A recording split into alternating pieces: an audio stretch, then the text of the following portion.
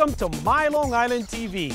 From Manhasset to Montauk, we have traveled our communities to bring you the following events. I'm your host, Waldo Cabrera. My Long Island TV starts now.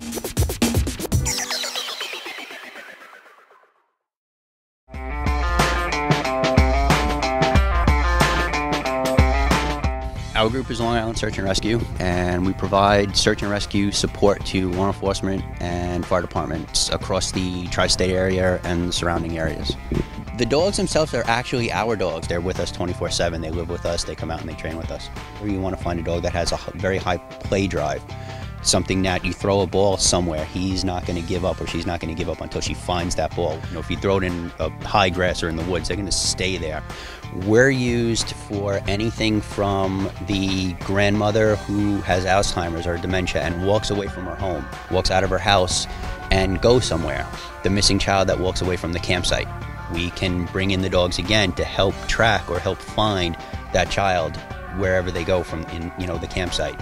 In the wintertime, everyone goes out, hunters are out in the woods. They might have a medical emergency in the woods. They don't show back up at home. The wife calls and then we come out and do those kind of searches. We have an obstacle course set up, which is what the FEMA canine teams as well as the state use to train their dogs in the different environment that they're gonna come across. I'm gonna hide in the barrel because this is representative of when a subject is hidden and how the dog will respond to it.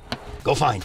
And as he catches the scent of the subject, he's going to stop to bark at where that subject is. And then out comes the toy for him to play because that's his reward. There's his paycheck again.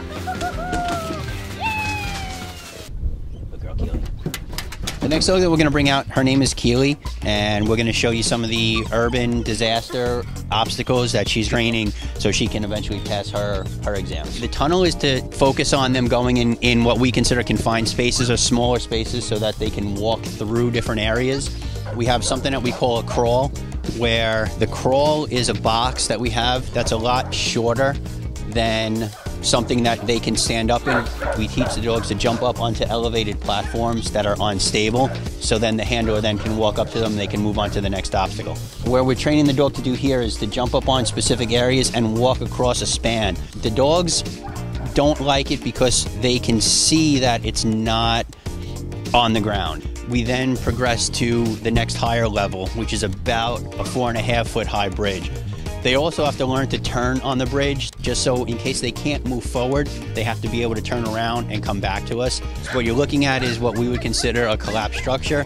It's designed to simulate what would happen if a building or something was to come down due to natural or man-made type causes. Yeah, you can go to work, huh? You go to work? Jessie's an air scenting dog. She's not scent discriminating. She works in the wilderness. The first thing we did was what we call runaways, where somebody wiggles her toy in front of her nose and they run away and hide behind a tree. And then what does she want to do? She wants to go crazy to chase that person because they have her toy. Wanna go to work? So as the dog's working, she's smelling the area, negotiating all through the woods to find the subject. And when she makes that find, she then turns around and comes back to Sue. Good girl, show me. And with that bark, that tells Sue that Jessie made the find on the subject. So Sue tells Jessie to show her where the subject is, and hidden behind the tree is our subject that we place in the woods. It's never not a game, because once it becomes work, then it's not fun anymore. Bloodhound is very difficult to have as a pet, so we needed a job for him. I saw a van marked up with Long Island Search and Rescue, so I contacted the organization and joined.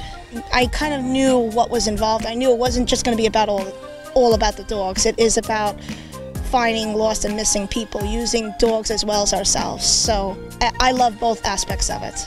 The bloodhounds do trailing, specifically trailing. You give them a scent article and they will follow the trail that person has walked. Why are you sporting a cap all of a sudden? I'm going to use this as a scent article for our trailing dogs. It has my scent on it. And then they're going to have their dog check the scent and send them out after me. I'm hiding and I have her reward with me. And you could see that she put her head down and she actually smelled that object. So right now she's already got the scent profile of who she needs to be looking for. And away she goes.